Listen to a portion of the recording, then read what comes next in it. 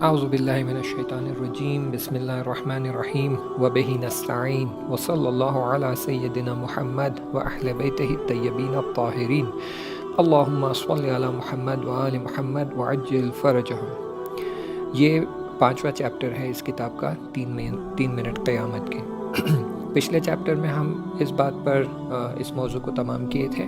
کہ انہیں بہت تعجب ہونے لگا اپنے اعمال کو محو ہوتے ہوئے، مٹتے ہوئے دیکھ کر، اور وہ سوچنے لگے کہ اگر ایسے ہی بات ہے کہ اگر میں ہر مذاق کروں اور اس مذاق سے کسی کا دل دکھتا ہے تو پھر میرے سارے اعمال مٹتے جائیں گے اور میری حالت بہت بری ہونے والی ہے۔ پھر جب میں اگلے صفحے پر گیا تو دیکھا کہ وہاں بھی بہت سارے اچھے اعمال لکھے ہوئے تھے اور کافی نیک اعمال میرے ثبت کیے ہوئے تھے،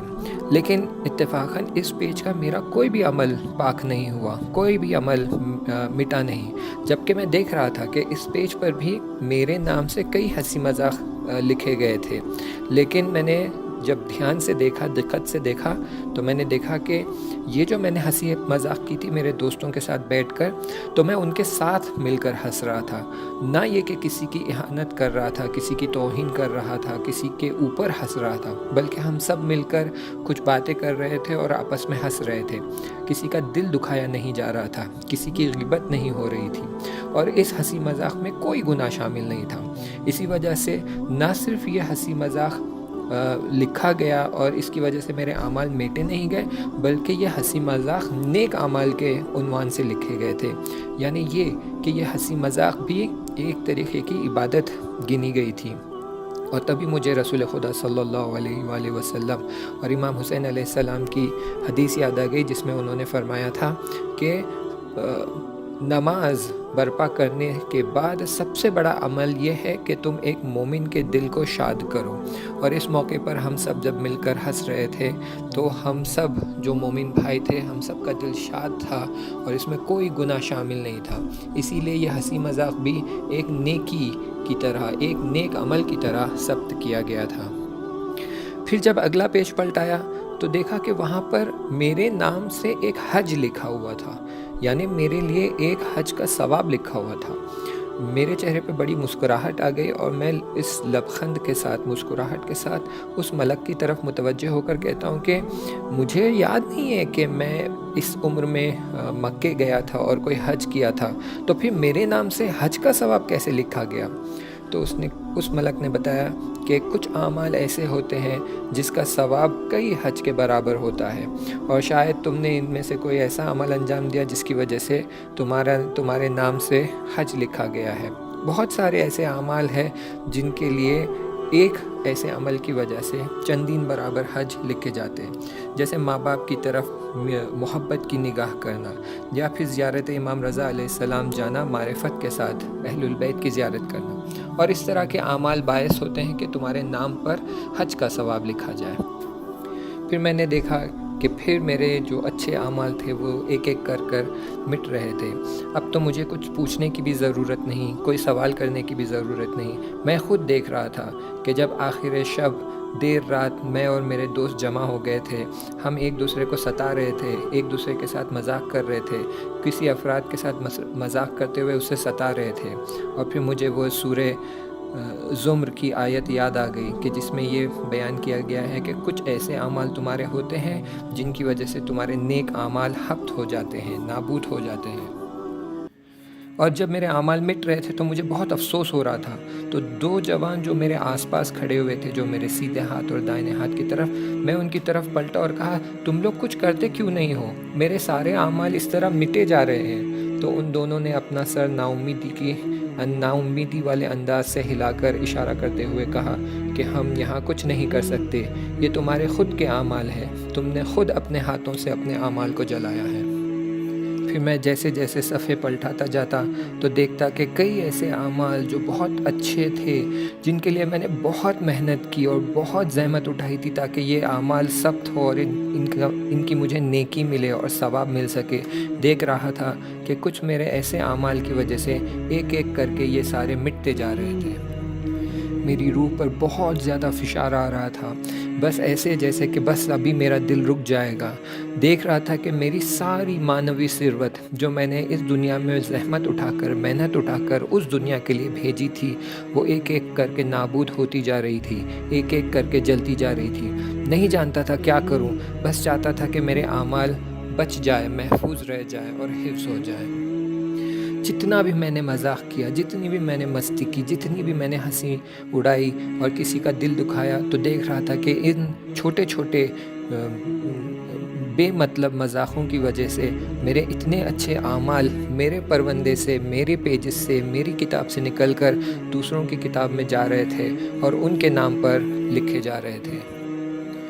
اور اسی دوران اور ایک بات کی طرف میری توجہ جاتی ہے، متوجہ ہوا کہ جیسے جیسے میری عمر بڑھتی جا رہی تھی، ویسے ویسے میرے اعمال کے ثواب کم ہوتے جا رہے تھے۔ جتنی نماز جماعت پڑھی تھی، جو جوانی میں پڑھی تھی، ان کا ثواب بہت زیادہ تھا۔ جو مجلسیں جوانی میں اٹینڈ کی تھی، ان کا ثواب بہت زیادہ تھا۔ لیکن جیسے جیسے عمر بڑھتی جا رہی تھی، تو میرے نماز جماعت کا ثواب اور مجلسوں کا ثواب کم ہوتا جا رہا تھا۔ تو میں نے پھر اس ملک سے جو اس میز کے پیچھے، ٹیبل کے پیچھے بیٹھا ہوا تھا، اس کو میں نے اشارہ کر کے کہا کہ میں تو ان شبوں میں مجلس جایا کرتا تھا، مسجد جایا کرتا تھا، عبادت کیا کرتا تھا، پھر کیوں یہاں پر ثبت نہیں ہوا، کیوں یہاں پر رجسٹر نہیں کیا گیا، یا پھر اتنا کم ثواب کیوں لکھا گیا، جبکہ میں اتنے ہی شدت سے مسجد اور مجلس جایا کرتا تھا۔ تو اس ملک نے اشارہ کرتے ہوئے کہا کہ دھیان سے دیکھو، خوب اچھے سے دیکھو کہ جیسے جیسے تمہارا سن و سال بڑھتا گیا، ویسے ویسے تمہاری ریا، خود نمائی اور دکھاوے والے اعمال بڑھتے گئے۔ پہلے جب جوان تھے تب خالصانہ اور خدا کی خوشنودی کے لیے مسجد اور مجلس میں جایا کرتے تھے۔ بعد میں جیسے جیسے عمر بڑھتی گئی تو ریا کے لیے مجلس میں جایا کرتے تھے، ریا کے لیے مسجد میں جایا کرتے تھے۔ مسجد میں اس لیے جایا کرتے تھے تاکہ لوگ تمہیں دیکھیں، مجلس میں اس لیے جایا کرتے تھے کہ اگر نہ جاؤ تو لوگ پوچھیں گے کیوں نہیں آئے۔ اگر واقعاً خدا کے لیے مجلس اور مسجد میں جایا کرتے تو فلان مجلس میں کیوں نہیں گئے جہاں پر تمہارے دوست نہیں تھے، فلان مسجد میں کیوں نہیں گئے جہاں تمہارے جاننے والے نہیں تھے، کیوں صرف انہی مجالس اور مسجد میں جایا کرتے تھے جہاں تمہارے دوست آیا کرتے تھے۔ سورہ کہف کی 49ویں آیت مجھے یاد آ گئی کہ جس میں کہا جاتا ہے کہ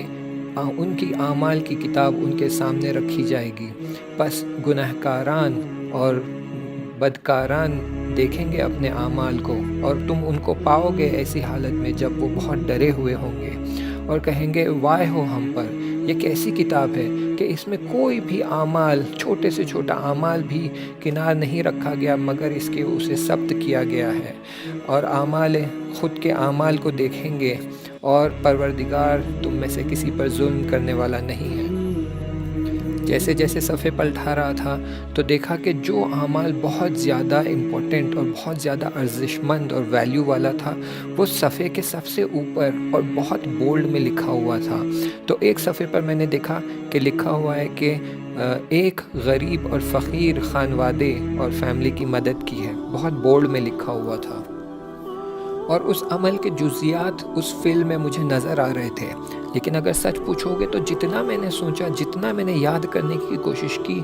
مجھے یاد نہیں آ رہا تھا کہ میں نے اس سے کسی خانوادے کی مدد کی ہے۔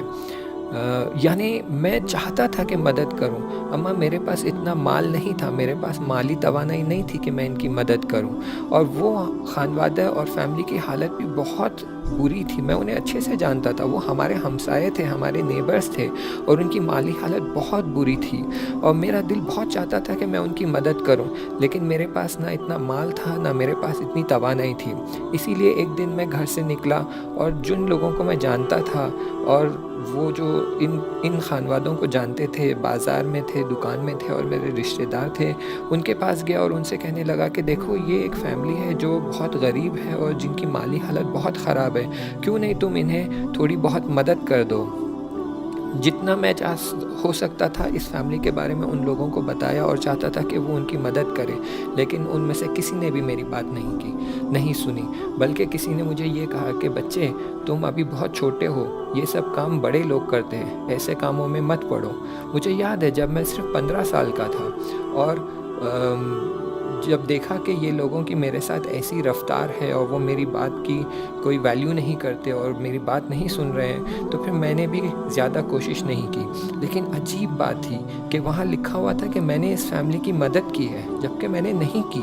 تو میں نے اس ملک کی طرف متوجہ ہو کر کہا کہ اے ملک، تم تو جانتے ہو کہ میں نے اس فیملی کی مدد نہیں کی، پھر کیسے اس فیملی کے لیے لکھا گیا ہے کہ کیسے میرے لیے لکھا گیا ہے کہ میں نے اس فیملی کی مدد کی ہے؟ تو وہ ملک کہتا ہے کہ تمہاری نیت تھی کہ تم مدد کرے، اور کیونکہ تمہاری نیت تھی اور اس نیت کو حاصل کرنے کے لیے تم نے کوشش بھی کی، محنت بھی کی، لیکن کوئی بات نہیں، تمہیں اس کا نتیجہ نہیں ملا، اس کا تمہیں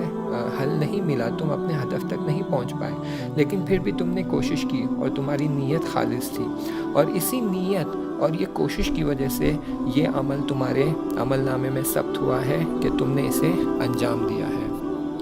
بعد میں مجھے رسول خدا صلی اللہ علیہ وآلہ وسلم کی حدیث یاد آ گئی۔ نیج الفصاحہ میں انہوں نے بیان کیا تھا کہ خداوند متعال فرماتا ہے کہ وقتی میرا بندہ ایک نیک کام کرنے کا ارادہ کرتا ہے اور کوشش کرتا ہے لیکن نہیں کر پاتا ہے، یا کسی وجہ سے کوئی معنی پیش آ جاتے ہیں جس کی وجہ سے وہ کام انجام نہیں دے پاتا ہے، تو میں اس کے نام سے ایک نیک اعمال اس کی کتاب میں ثبت کر دوں گا۔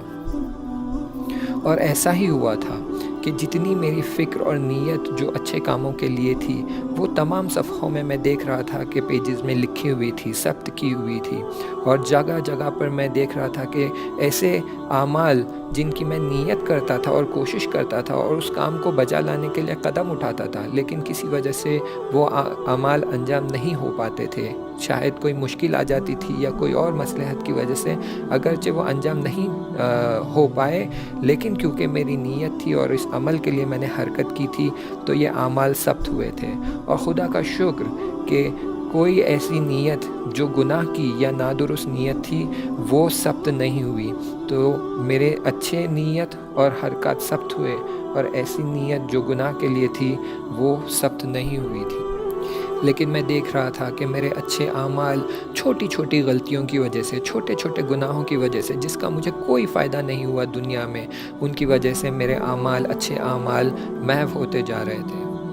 اور جیسے جیسے صفحے پلٹاتا جاتا اور آگے بڑھتے جاتا تو دیکھتے جاتا کہ ایسی چھوٹی غلطیوں کی وجہ سے میرے بہت سارے اچھے اعمال مٹ رہے تھے، محو ہو رہے تھے۔ اس بات سے بہت ناراحت اور افسوسناک تھا، لیکن لاچار اور بیچارہ تھا کہ میں کچھ نہیں کر پا رہا تھا، بس افسوس ہو رہا تھا کہ کیوں میں نے دنیا میں ایسے اعمال انجام دیے۔